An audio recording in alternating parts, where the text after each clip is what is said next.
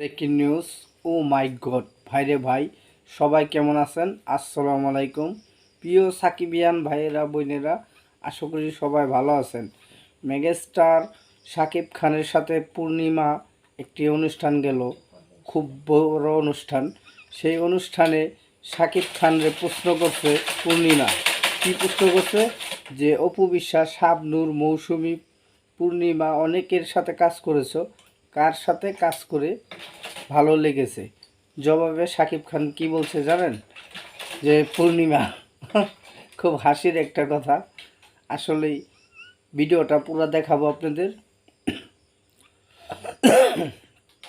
ঠান্ডা লাগছে ভাই, দোয়া করেন ঠান্ডাটা যেন দ্রুত ভালো হয়ে যায়, শরীরটা যেন ভালো হয়ে যায়। তো আমি দোয়া করি আমার দর্শকরা বা আমাদের সাকিবিয়ানরা যারাই আছেন সবাই ভালো থাকেন, সুস্থ রাখুক আল্লাহ, এই দোয়া করি। সেই লগে লগে আমিও যেন ভালো থাকি। তো আমার কথা হইল, এই যে মেগাস্টার শাকিব খান রে এত সুন্দর সুন্দর প্রশ্ন উত্তর দিয়েছে পূর্ণিমা। আসলে এই পূর্ণিমা একসময় শাকিব খানের সাথে ভালো জুটি ছিল। নায়ক মান্না, আমাদের মরহুম নায়ক মান্না ভাই, তার সাথেও পূর্ণিমা অনেক সিনেমা করেছে।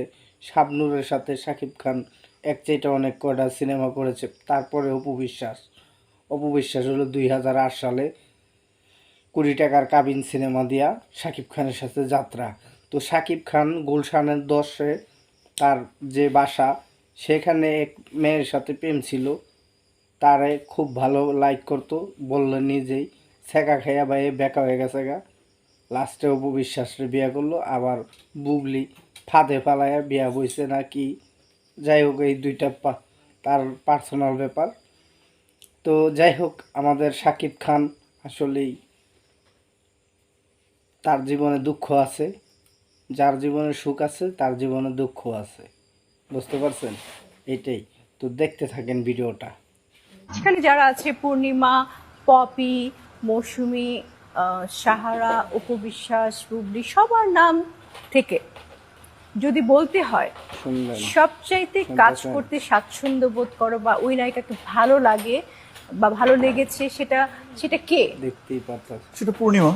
ও থ্যাংক ইউ সো মাচ। সবাই সবাই জেনে গেল আজকে ওর কথা। থ্যাংক ইউ, যদি জোর করে বলেছি। আচ্ছা, না আসলে আমার নাম বলতে হবে সেই না। নায়িকাটা কে?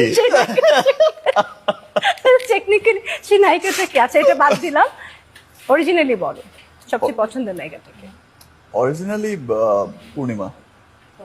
দেখতে পারতেছেন আপনারা? শুনলেন তো ভিডিওটা সম্পূর্ণ।